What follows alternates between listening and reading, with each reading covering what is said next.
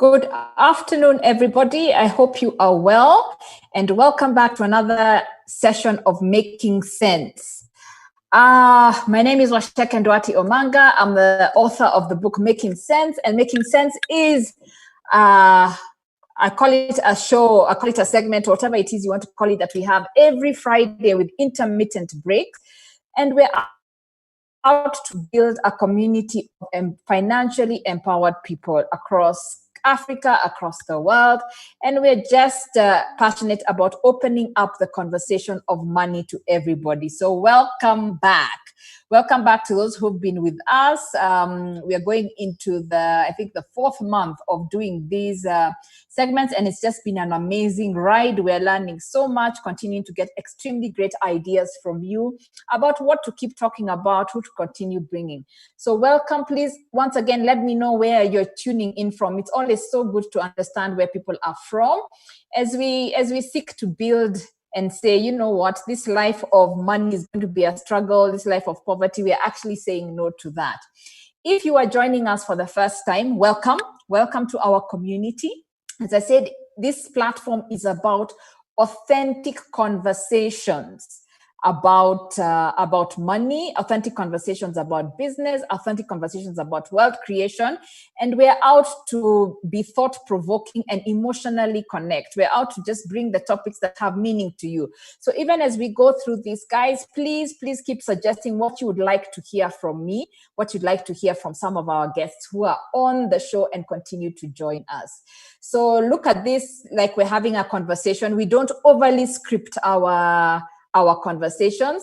So look at this as like I'm in your sitting room, just having a conversation with you, but it's a conversation that's thought-provoking. It's a conversation that shifts your mindsets in some way. It's a conversation that connects with something that you're going through in life. And of course, a conversation that changes how you are thinking. So welcome everybody, and today it's an amazing conversation, and I have my friend Douglas, who's going to be reintroducing himself shortly. And Douglas is no stranger to Making Sense. If you have read the book, you know Douglas is a key character, but I think the journey of Douglas goes beyond just him as a character in the book, and he's one of those guys that have just got so much life, so much to share, so bold, and he's no stranger. If you've been with us, you know Douglas is no stranger. He's been with us in the audience, he's been with us as a guest. If you've been following Centonomy, he's there all the time. So I'll get Douglas to introduce himself in a short while and kick off this conversation. Douglas and I just love chatting about money, and that's where we got to where it is in our relationship. So this September, I've been talking about traps. And I said, I'm going to talk about the traps people get themselves into. If you were here with us last time, it was Isaac and I, and we talked about the debt trap. And thank you guys for the engagement. Thank you for the questions. So even from today, please keep those comments and the questions going. We get a lot of life and a lot of understanding what else we can share from your own questions to us. So even from the very, very beginning, please keep those comments going. And so we went through the debt trap, and today we are talking about the single income trap. You know, after the world has been reset by this COVID-19 and we're all thinking differently, I think one of the areas, and I know we've been teaching this in Centonomy for such a long time, that a lot of people have realized they were making mistakes is depending on a single income. Whether that income is from a salary, whether that income is from a business, I'm calling it a trap because a single source of income. I'm yet to meet somebody who has created wealth and they had one source of income. And remember, where we are always going in these conversations is wealth creation at the end of the day. They have one source of income. And it reminded me about the story of the talents in the Bible. And I heard this from a pastor, and he looked at that story so differently. So let me share with you as we kick off this conversation. If you've read the story of the talents, and you can read them in the Gospels, Matthew, you can read in Matthew, a master gave considered to be money to his people. And to the person he gave 5 talents, that person produced another 5 talents in that time, and the master was very happy. To the person he gave 2 talents, the person produced another 2 talents during that time, and the master was happy.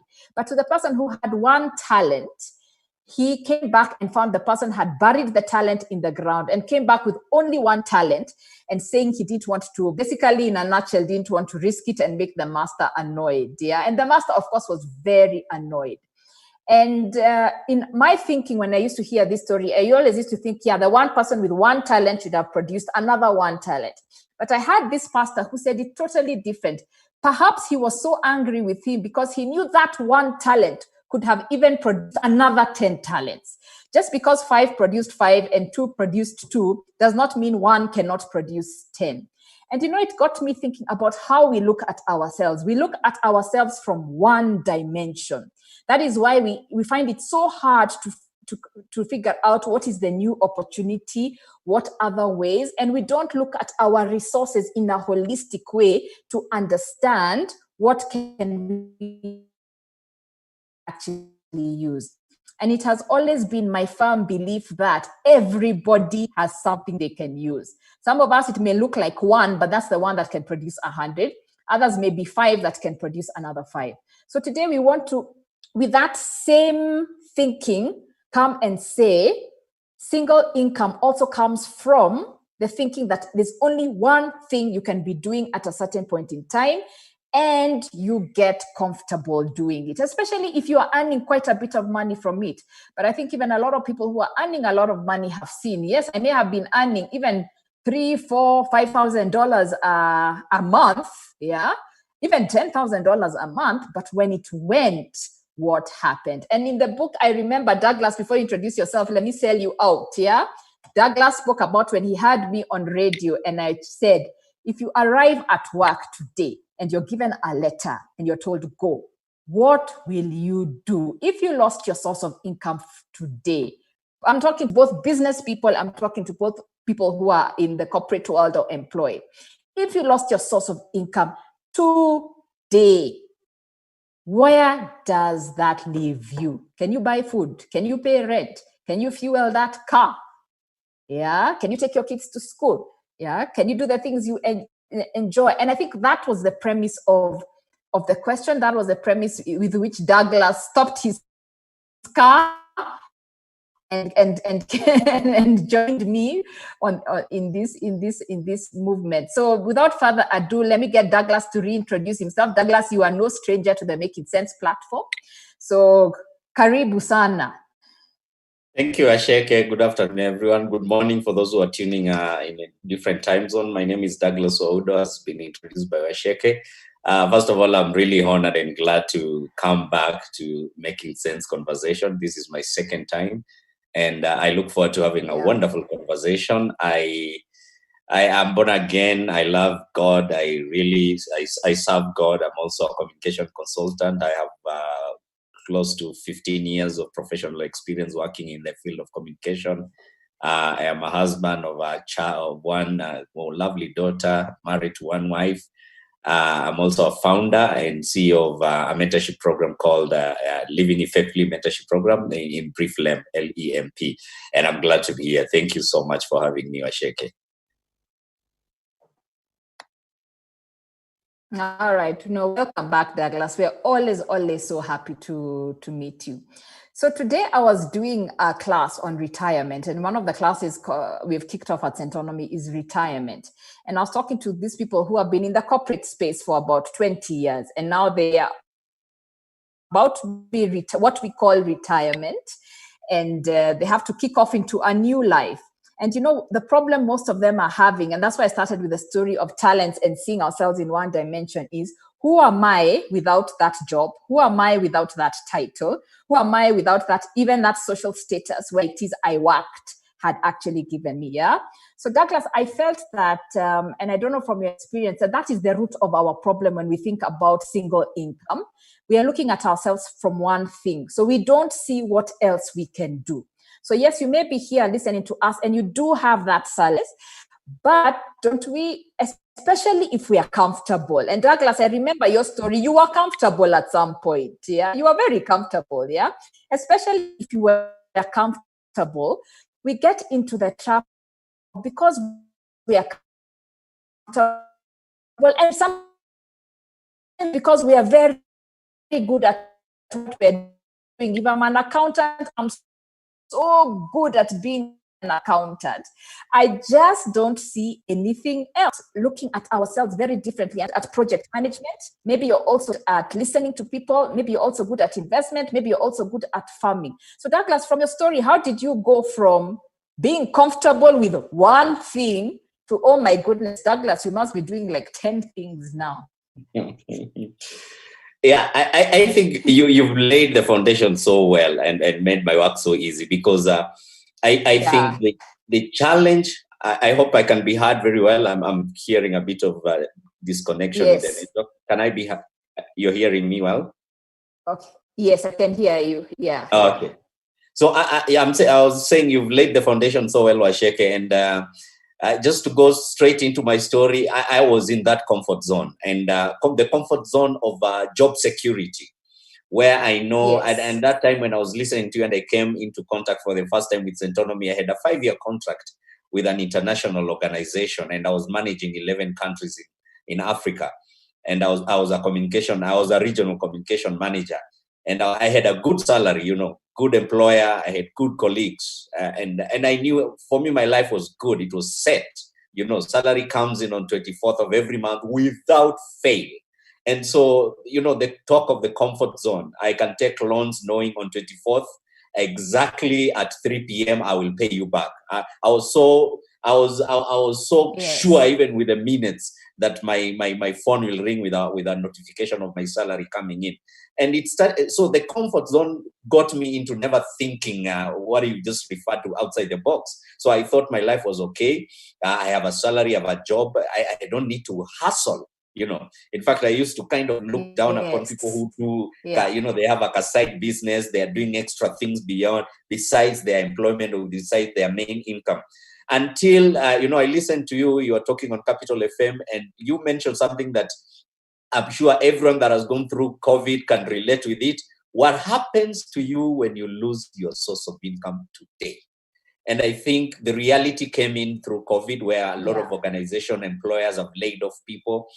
We've even seen media personalities, big people, getting fired on air and literally losing their job publicly. And so the reality now starts sinking, where you realize, what if I lose this source of income today? Not tomorrow, today, if my salary stops coming in. What happens to me? What happens to my lifestyle? What happens to my children? What happens to my rent? What happens to all the debts I have, the loans and all that? And so it boils down to just, knowing that the reality can change. As you know, it can change just within a twinkling of an eye. Yeah, absolutely. Even when I started business, and I think even for people who are here and they're in business, we also get into the same trap, because we think, because I'm doing this one business, that is the only thing I can do forever. And I remember even, and a lot of people in business ask, even how do you survive while you're still trying to get your business off ground? And I remember when I started business, because I could do accounting, so I'm here doing something differently, training, but because I could do accounting, I went and did bookkeeping for people. So it's not that I loved bookkeeping, but I was like, that is still a qualification I have and I can do. So I found in this journey, Douglas, a lot of people also want to do what they feel good doing. And I think to create multiple sources of income, you have to move away from only doing what you feel good doing. And sometimes it's okay you could have your main thing, like you're a communication specialist, that's what you love to do, But there are other things you may do along the way. It's not that I think when we talk about being passionate, sometimes when we talk about this thing of passion, we've overdone it, It's not that everything you will do, you will be ultra passionate about it. So we've got to move out of the comfort zone, not just in terms of having one thing that we do, but even when we're expanding our horizon of what can we do, are we willing to look uncomfortable? Are we willing to look, there's so many people who can cook, and I tell them, then make mandazis and take them to the office and sell. Are we willing to look uncool. I tell you, wealth creation is one of the most uncool journeys you will ever take. Not everything is going to look cool, yeah? So we could be sitting here, Douglas and I, but behind the scenes, some of the things that are working in the background are very uncool indeed. And Douglas, yesterday, you were telling me about a very uncool thing you're about to do, about you. Exactly. And, let me just start by saying this. One of the things we like being in the comfort zone, because I call it, we don't want to get dirty, because nothing comes easy, to be very honest. Yes. Even God, for creating man, God had to get dirty. His hands had to get dirty. He had to go to the mud to create man. So it has to start there. Yeah. We are too honorable, we are too dignified, so we feel like selling mandazis in the offices, that is not my thing. And then there's this, we don't have time for humble beginnings. We are still looking for that big deal. Nikipata 1 million, me nikipata 2 million, I'll do this and this. What about the 200 you already have right now? And I loved how you started with the talents, because it's one of my favorite stories in the Bible, and it's one of the motivations I have, and it's kind of also, we use that as a point of reference when we do mentorship, because it just lays the foundation of the intention of God for creating man and what we possess. Because what the parable of the talents speaks about, it speaks of the potential that we have. That the fact that the master gave 5, 2, and 1 to each, it means that each had potential. You realize 3 of them, no one didn't receive anything. Even the one who received 1 at least was given. And then there is something that we usually miss in the story of the parable of the talents, is he says, and each was given according to his ability. Yes. So you start by realizing from that story that everyone, first of all, has an ability, has a potential. Potential is basically that which you can do that you have not done. That is potential. That which you can do that you have not done. Can you write a book? Can you write short stories? Can you cook mandazis? Can you start a business? Can you do consultancy? So you realize a lot of us are sitting with on that potential, that which you can do. Potential is also defined as the ability or the power within. It is something that you have the capability of doing, but you have never done it. And that is why you hear it being said, a lot of people take their wealth to the grave. You take, because when God created us, he designed us with that potential and the ability for us to do and live life to the fullest. And I'm glad that what Centonomy is doing and what this conversation is doing is provoking people to think back. I look at my life and I wonder sometimes, like, the boy who just came from the village the other day is doing so many other things. I was telling yesterday how I've decided now to move into a small house as I build, as I move on, as I try to cut rent, as I try to do things differently. And it takes it takes you getting out of that comfort zone. It takes you realizing there's so much you can do. As I'm sitting here, I'm a farmer, I am an author, I'm writing my 3rd and 4th novel at the same time because I have a lot of time now. I'm a communication consultant. I am doing a lot of farming. I'm doing agribusiness. There's quite a lot happening. And then I come to realize I have all this that I can do. So the only thing is that, and I can sit comfortably and say, I'm a communication specialist, I have my salary, I have a job, that is sweet. But then I realize there's so much that I can do. All that I need to do is get out there. Absolutely. And I like that thing of according to your ability. We don't harness ability, because I think we're so distracted because we think our first opportunity to add additional income, it should already be $300 or 30,000 shillings or 50,000 shillings. So we have this magic figure in our mind that if it's not that, so this is what happens when you're earning an income. Let's say you're earning a salary. Let's say your salary is 200,000 shillings or $2,000. Let's start at that level. And then an opportunity comes that can give you 10,000 shillings. Very often we don't want that opportunity. We are so used to the 200,000 shillings, which somebody else is paying us, but we don't want to test our own ability to create the 10,000 shillings. And what do we not do? The 10,000 shillings could have become 40,000 shillings, could have become 60,000 shillings, but we had to harness the ability. You're not going to be given, and I always tell people this, you're not going to be given the 1,000,000 shilling opportunity if you ignored the 100 bob opportunity. Yeah, because wealth is always about character. And I remember my first way of diversifying income. And for those who are there, sometimes it's related to what you're doing, but it's a different skill. So my first Centonomy, my job was teaching, training people. But my first alternative income over and above what Centonomy could pay me was writing articles. Douglas, for 2 years, I wrote articles without a cent.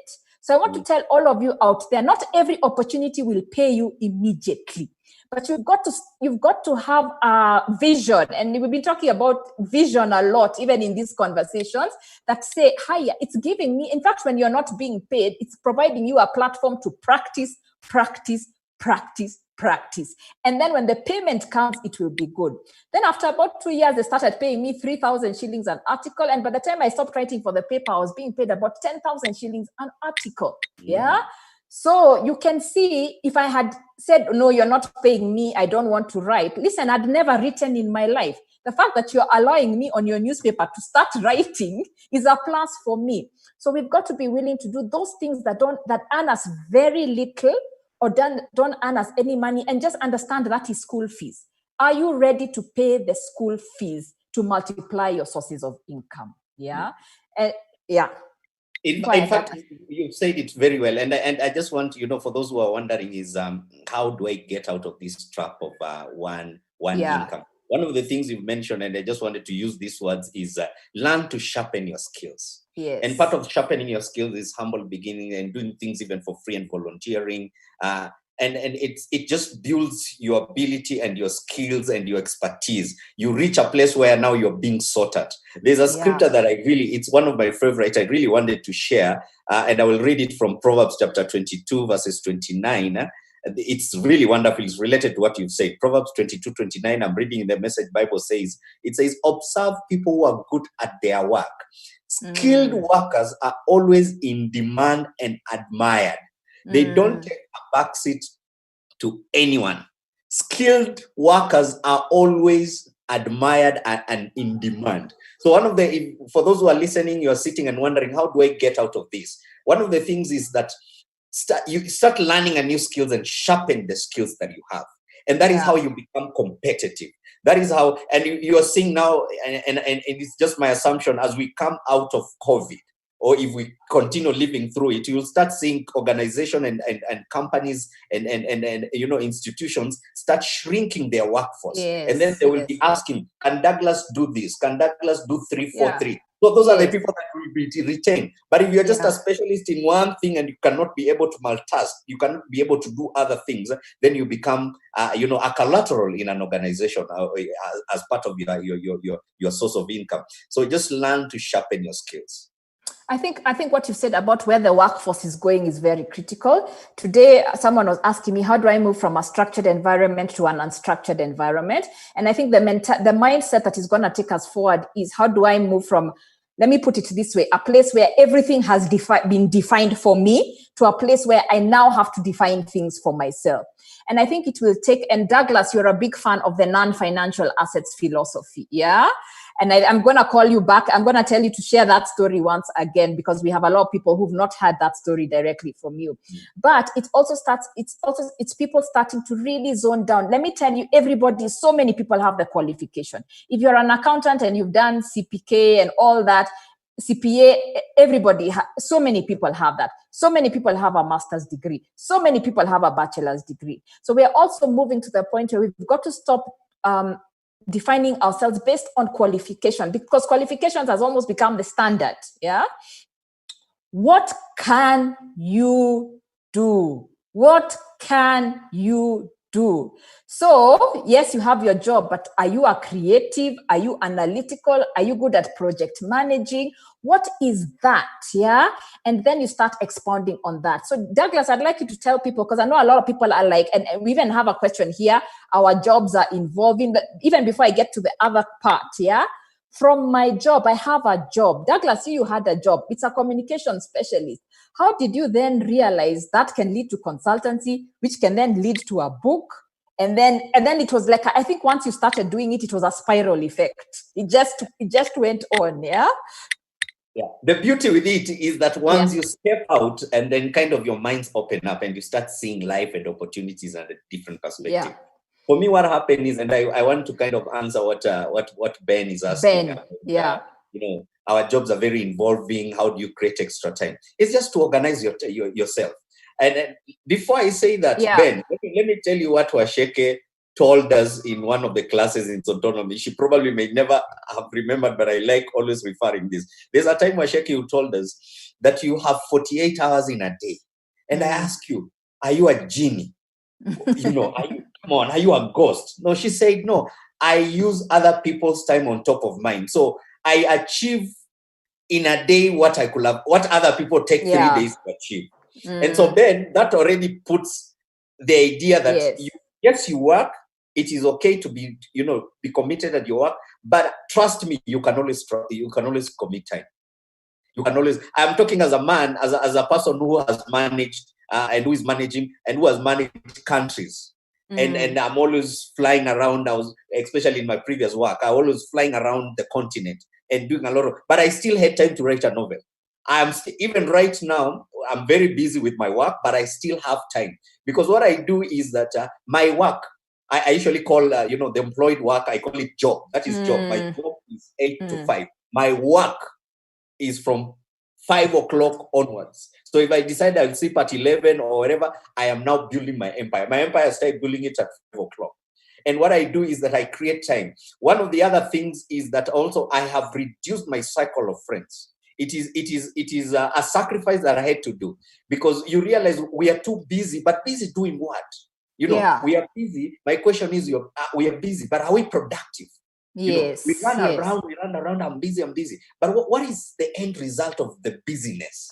I've decided also, it boils down to priority. What is it that is more important to you? For me, I'll tell you, building my empire is more important than entertaining friends at a coffee place for 3 hours, for 4 hours, or meeting for a cup of tea or whatever, for those who take alcohol. For me, it's more important. So I've changed my priorities for that. And what I do also, I wake up early in the morning, I sleep slightly late, but I put in some work. I create time. I just organize myself. Back to what WACEKE asked. So what for me, the eye-opener was the fact that I was able to know, there's a question you asked and I want to hit on it because it speaks a lot. What is it that you want? A lot of people are unable to answer that question. It sounds very simple, but until you verbalize it, until you write it down, until you put it and describe, this is exactly what I want. Like if you ask me right now, in the next 3-5 years, I want to be one of the biggest chicken farmers in this country. Yes. Egg farmer, because I'm also a poultry farmer.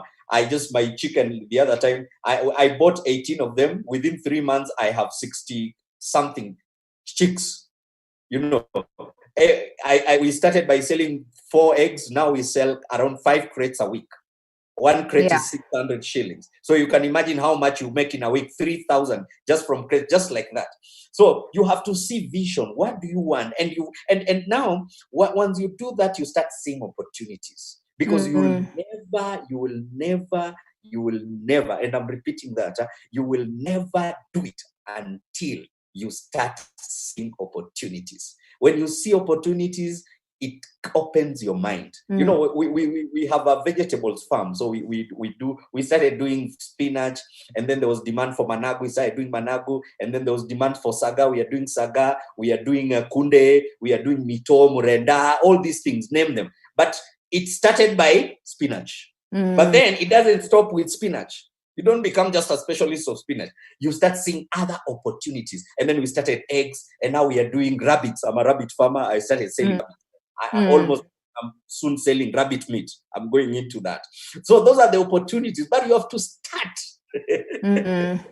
And guys, I just want you to, because I know Douglas, as he's telling you these are the opportunities, not Douglas could survive on his salary. Yeah, Douglas, you can survive on your salary. If you wanted just to survive on your salary, you can survive. But Douglas is telling you he has that salary, but he's still doing spinach, he's still doing rabbits. So you can see why I was telling you Douglas is a part of this conversation. We've come from, it's my salary, then I'm an author, then I do consultancy communication work, and then I'm also doing spinach and rabbits. So what I was telling you is once you start one thing and start gaining that confidence in yourself, you start seeing, you have no option but to see.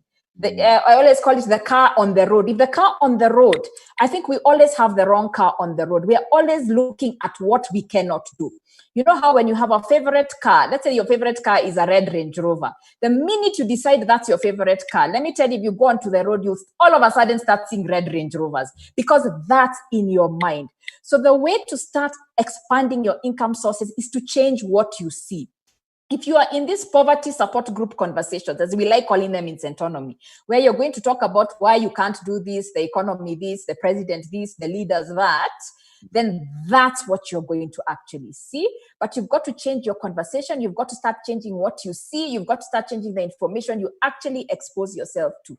And as Douglas, as you're talking about time, that's going back to what Ben and some of the people are asking about time, yeah? Let's say 3 hours a day. In 3 hours a day, many of us, maybe we have watched a TV show, and I'm not saying it's bad to watch TV, but I just want you to the context of maybe you've gone out to meet friends, and maybe you've been twiddling around on social media, not on things like this. This is the right use of social media, on, other things. You know how social media is distracting. If you spend 3 hours a day, yeah, in a week, you'll have spent 21 hours. And let's not even count the weekends, can even be more, because the weekends when people are not working, it's even more than 3 hours.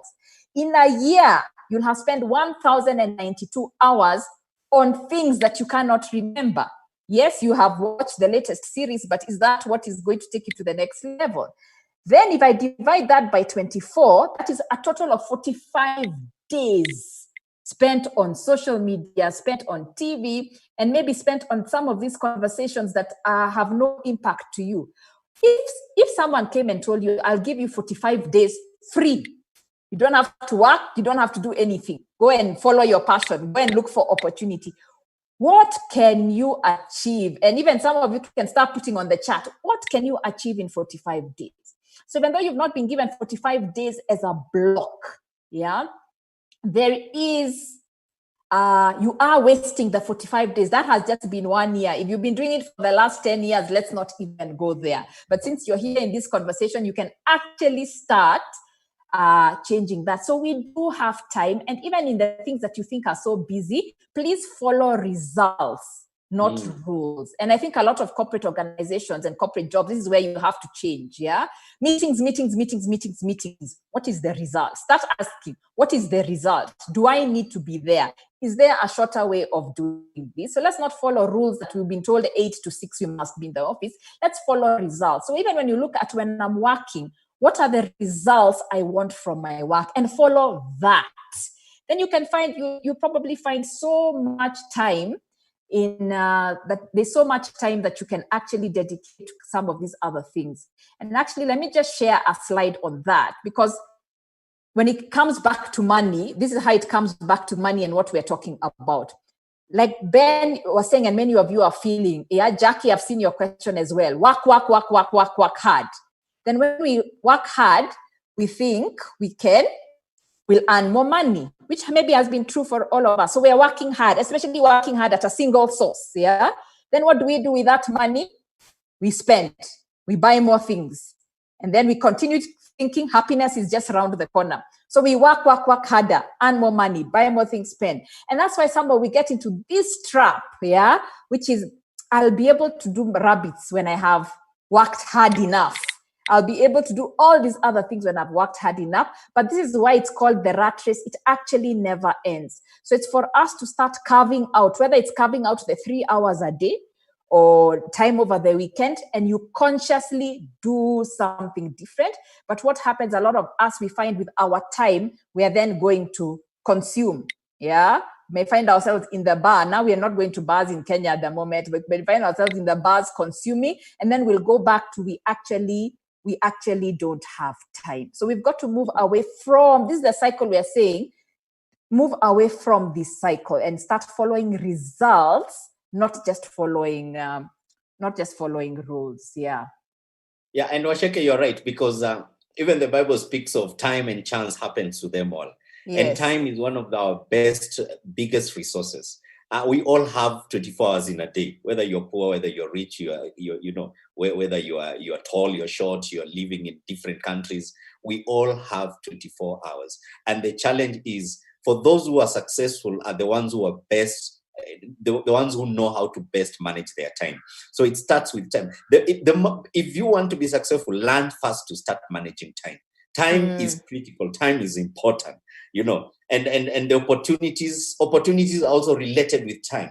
There's I like quoting that opportunity only dances with them that are already in the dance floor.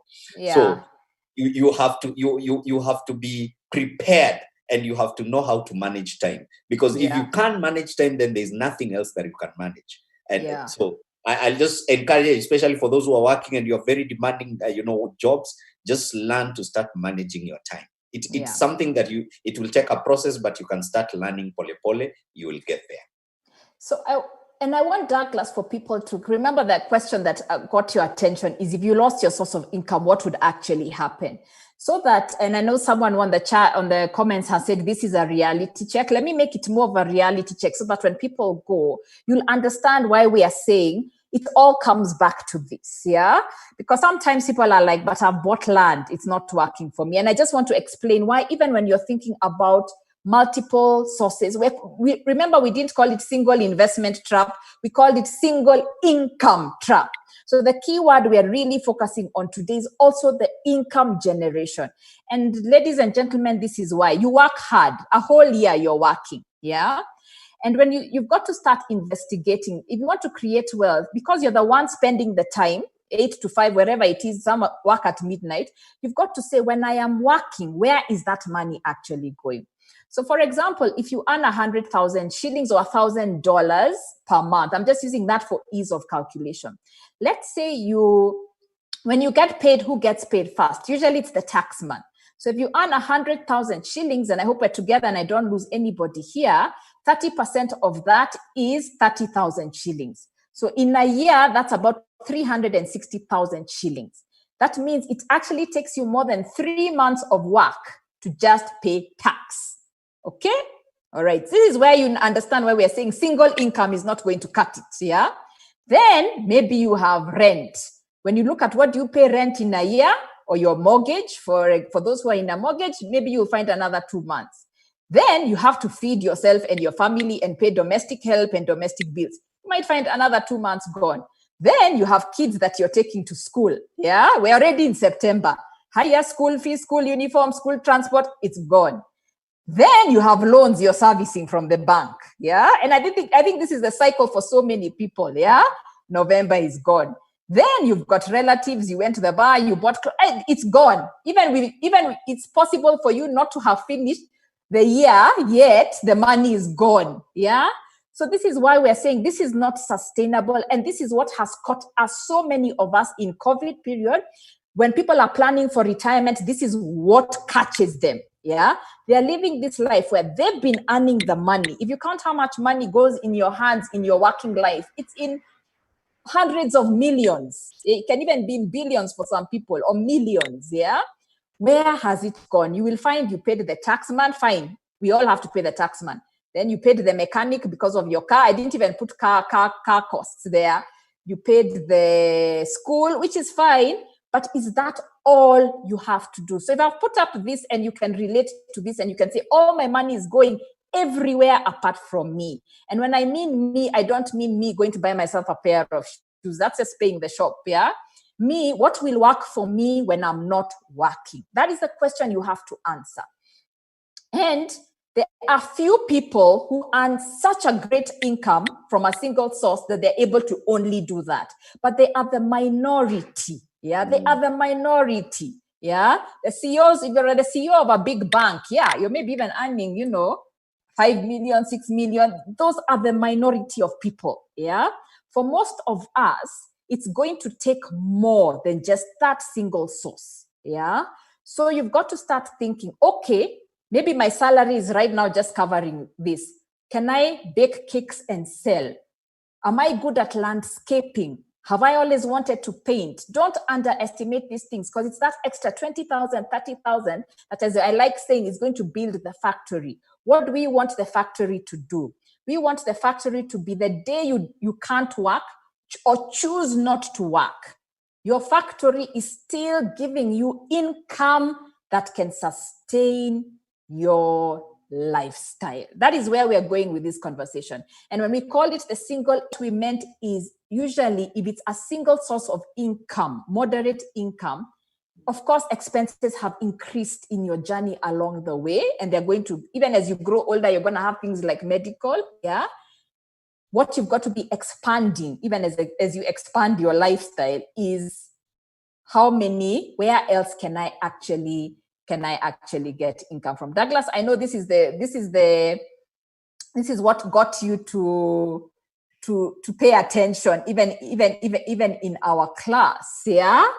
And Douglas, what I would really want you to tell people is even that first. I think a lot of people are like the first thing. Even you, when you heard what will happen if you don't, what was the first move? What was the first move that got you onto this? Because now people are seeing you as you're mature. You're no longer an infant, as the Bible calls it. Yeah, you've done all this, but they're like, I want to be Douglas. And in fact, in the book, guys, if you've not read the book, please pick it up. We have the full story of how Douglas made 10 million shillings, yeah, or $100,000. But Douglas, for you, what was that the first move? Yeah. The first move, and thanks to Centonomy once again, was to look back at my finances, where my money was going. And then I went into budgeting. Yeah. And I remember one of the assignments we had in Centonomy was to track your expenses for 3 months. So that's the very first thing I did. So I started tracking my expenses, and I was shocked that I was spending 6,000 every month on newspapers. I was spending 5,000 every month giving tips to watches, like I'm a politician looking for votes. You know, like, boss, in your chai, boss, do this. 5K every month. Yeah. That is over 50K a year. Imagine 50K into shares or 50K into an investment. So that's the first thing I did. So once I closed the loopholes of where my money was going, the second thing is I started now channeling that money into other investments. And then the second thing I did, and you mentioned it, and I did talk much about it, was financial assets. So I came to realize, wait a minute, I sit in an office from 8 to 5, I go home, it's a cycle, January to December, and yet there are things beyond this lifestyle that I can do that can bring an extra income. And so one of the things, I didn't go far. I looked into the expertise I had, the knowledge, the experience, and the networks, because this is a part of your resources. And so I realized it, and I'm good at it. I'm good at communication. I've done it for so many years. And then I also have very good networks, particularly around the NGO world, because that is where and so what I did, I started reaching out, and during Centonomy, I only reached out to one of our friends who was a country director in one of a Canadian NGO, and he got me a consultant job, and within, in less than 3 weeks, I was being paid almost $500,000. And so that opened my mind. Wait a minute, I'm sitting with this resource. And then there's a question I always ask: who told you that you cannot use the skills you use at work to use for yourself to get paid? Absolutely. Where is it written? Is it in the Constitution? You show me. Where is it written that I cannot use my communication skills, the one that I went to school and read for years, that I cannot use it outside my work? It is nowhere.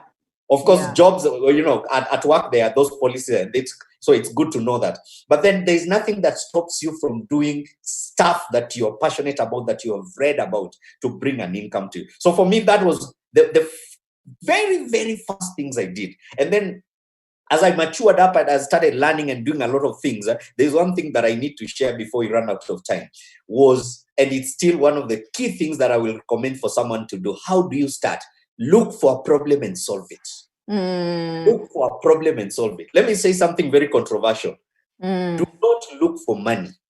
The problem is you go out to look for money. Don't look for money. Look for a problem. Money always follows problem solvers. Why is McDonald's a big company? It's because they solved a problem of you going to a restaurant and ordering for chicken and waiting for 3 hours. It's instant. They are solving a problem. So what you need to do is solve a problem. Offer solution. From today, try it even this weekend. Meet people and offer solution. Trust me, money will follow you. I tell you, you know how we went into chicken farming? We started doing managu, and someone started asking, wait a minute, do you guys have eggs? Do you have kenyeji what? We realized, do you have kenyeji chicken? We started seeing opportunities, and we realized people have problems of food, and they need it consistently. And so, and then that is how we are building our things and building farming and building consultancy and all that. Offer solutions to problems. The world is full of problems. The reason we are all here on earth, by the way, is we were brought here to be problem solvers. So I want to encourage someone, if you are here wondering, how do I start? Look, don't go far. Start with your apartment. What are the problems in your community, in your country? What is it that you have that you package it and it becomes a source of income?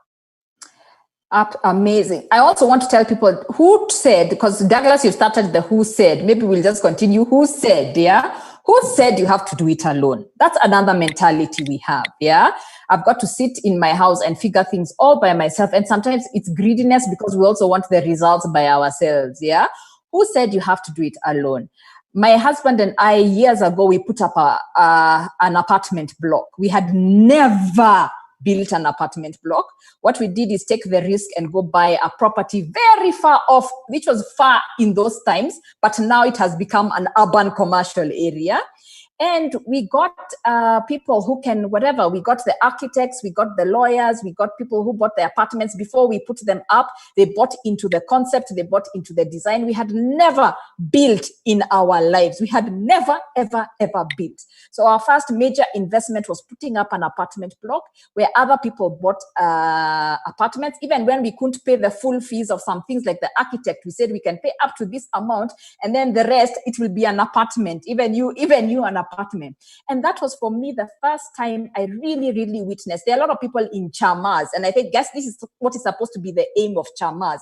Pulling together of ideas, pulling together of resources. So I was not a builder, and neither was my husband, but we were good.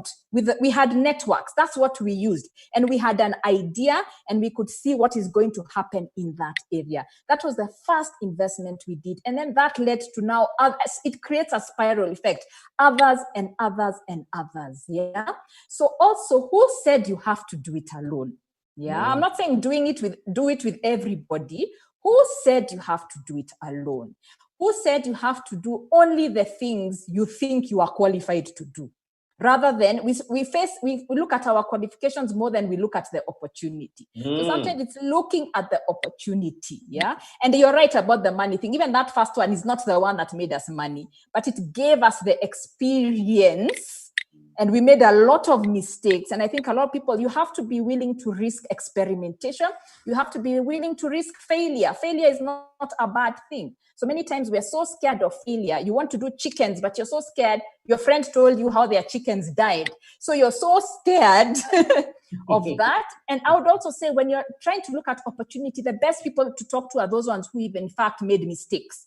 Yes. Or who have done it before. Not everybody, but go talk to the people who have actually done it before. But you don't have to do it alone. You don't have to do it alone. Yeah. Let me tell you, Asheka, I have never done tomatoes. I have tomatoes on the farm. Yes. I have onions on the farm. And the tomatoes have learned quite an experience. I think I should become a consultant of tomatoes very soon because I've learned through failure. I have learned through them not doing well. And then the next time now I'll do amazing. And one of the things like, we started like the LAMB investment group 3 months ago, around 3 months ago. For the last 3 months, we have raised almost now going to 200,000. And I want to encourage, and most of our members in this investment group are people who are in university.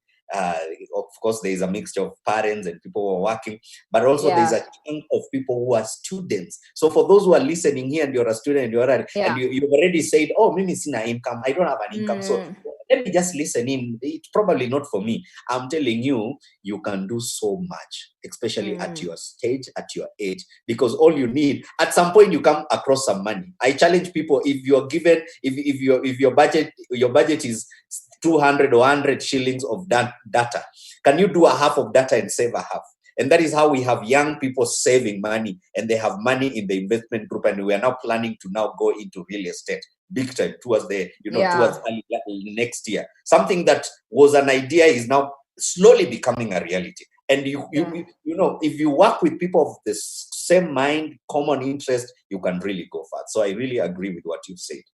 Yeah, and I also just want to add on to what you're saying. Have a giving spirit in this discovery process. Have a giving spirit. So first of all, there are those of you who know today there's something you can do. And I've seen some of the comments and there are those of you who've already been thinking about it. So the best way to start is by starting. Just start. If you have an idea, start. If you have some money sitting in the bank account and already you know I should put it in treasury bills, I should put it in property, I should put it in shares, just start. Because don't wait for it, because you don't know how along the way it will actually work out. I started my share portfolio with 5,000 shillings, just kept adding. And it is that portfolio that when we bought that land to develop, it is that portfolio that ended up buying us the land. So I believe in something called velocity of money. Money is there to move, yeah? So when you start with one thing, don't wait to have the perfect picture. It will lead to another and another. But if I never started with the shares, I would have never have seen that property and hence that development as an opportunity or even something that I could do. So just start. Some of you are there. Just start. Yeah, you know you have some money. Just start. Even with the traditional investments, just start. Some of you have been procrastinating. I can bake. I can draw. Again, just start. As Douglas was saying, don't wait to figure out who will buy your painting. Paint. Don't wait to figure out who will buy your book. Write the book. Yeah. And then the rest will follow. Yeah. And then there are those of you who may have absolutely no idea. Yeah. This is what I want to say. And it's back to what Douglas was talking about. If you have no idea, can I also throw in something very unusual? Give. If you have no idea, go give of your time to something. Because when you give of your time to something, when I was in university, I used to spend my time in a children's home working with the children. And let me tell you, when you give of yourself to something, you receive more than you give. You start discovering things about yourself and what you can do that you will have absolutely no idea how they come into place later on. Yeah. So even when I was working in the children's home, I used to talk a lot with the people who are there. And even then they would tell me about their economic status and their life. And I have to believe that a seed also got planted a long time ago, even before I got my aha moment about Centonomy. Some of these seeds were planted. Sometimes seeds are planted along the way, then they become a tree. Yeah, they were planted a long time ago. So if you're sitting here with absolutely no idea, don't start with the income. Just say, where can I give of my time? Can you mentor someone? Can you contribute in church? Can you contribute in a school? What in the world needs you, and you have seen it needs you? Always start from that point, and I firmly believe the money will come later on. Yeah, exactly, Asheke. Yeah. Allow me just to share a few points and that I'm sure will really help people, and it's working, in my life as I speak. In addition to what you've said, I will just encourage people. Take some initiative. We are very reluctant, and this season, if you're not careful, you'll just be sitting around and just end up wasting time. So take initiative. Plan your day. It starts with those simple things. Tomorrow, you should have an idea right now what you want to do the whole of tomorrow. Yeah. What are some of the productive things that you want to do that are related to where you are going? They are related to your vision and to your purpose. What is it? Is it writing a book? Is it even reading a book? It doesn't have to be writing. Yeah, absolutely. Is it reading a book? Is it studying and researching about a topic, a particular thing? Is it calling people and finding out more information about things? I just challenged a friend of mine, and I'm glad she's looking for, I was just told by the land agent she's looking for land right now in Nairobi, because it just opened her eyes. And then she realized, wait a minute, I can be a landowner, I can be a homeowner, I can be rent-free. And it starts by her making a phone call, and she was so surprised how much the plots are going for outside Nairobi. And she was really shocked, but she will never have known until she took initiative. So learn to take initiative. Even the Bible speaks of God blessing the works of our hands. God never promised to bless our hands. He said he will bless the works. The works, you have to do something. God has to see, like I love saying where Moses is asking for God at the Red Sea, what should we do? And he's crying out, and God asked him, what is it in your hand? So even as you go to church, as you pray, as you trust God, what is it in your hand? I can be a homeowner. I can be rent-free. And it starts by her making a phone call. I always talk about this. Check your environment. Your environment is important. If you take a fertile seed, hybrid, nice fertile seed, and put it on a concrete and pray and speak in tongues for 1 year, trust me, it will not grow. But if you take it and put it in a fertile ground, you don't have to pray, you don't have to fast, it will grow because it's in the right environment. Most of us are being pulled back because of the environment, and environment is inclusive of your friends. We are talking of the material, the things that you consume, the movies that you watch. What is it that occupies a lot of your time? Social media is your environment, because your environment matters. One of the things I'm very protective of is my environment. The people I talk to, the people who talk to me, because they plant also seeds of what to be. They can plant doubt or they can plant faith. And then lastly, always have a positive attitude. Have a positive attitude. So when you start, you will have bumps. This is the road of life. It has bumps, it has potholes, it has detours, it has sharp corners, but always maintain a positive attitude. You will go far. Amen, Douglas. Well, I don't know, we could spend another hour on this conversation.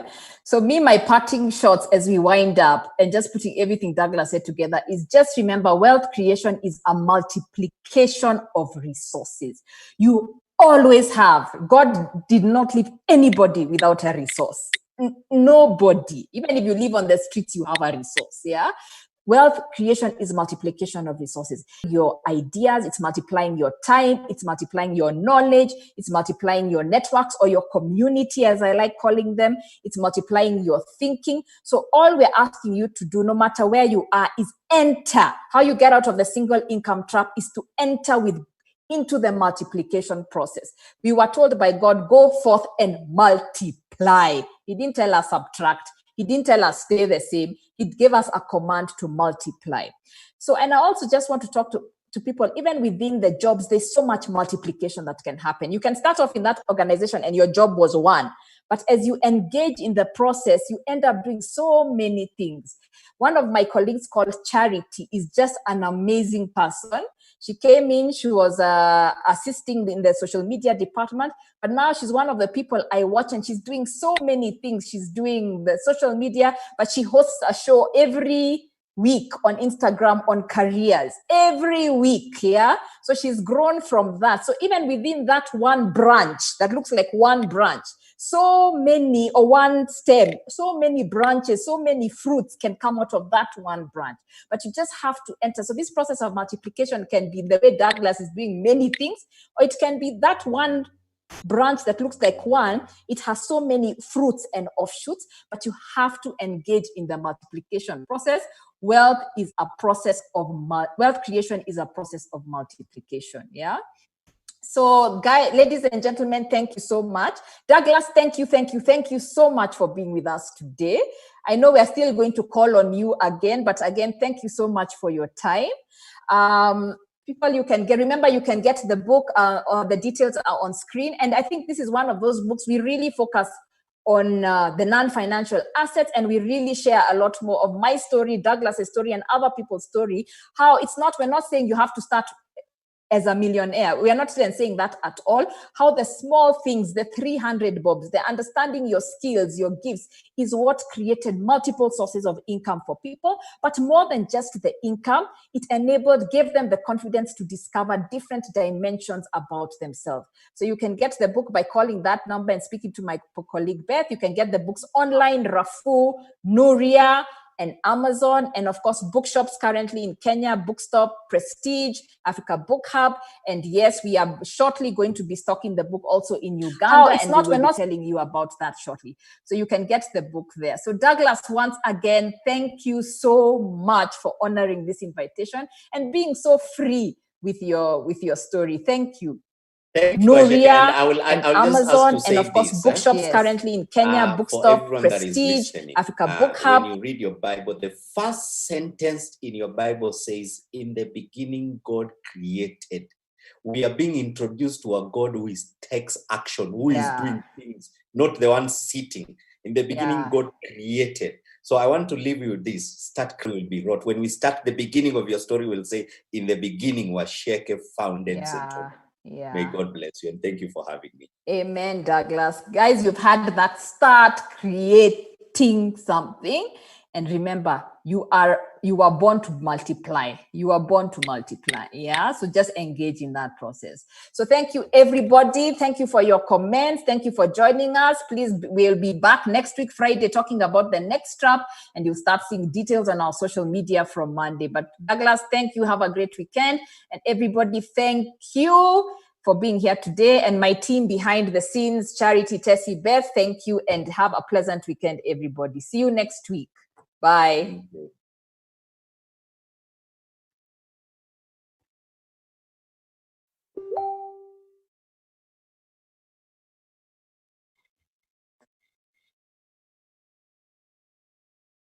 Start creating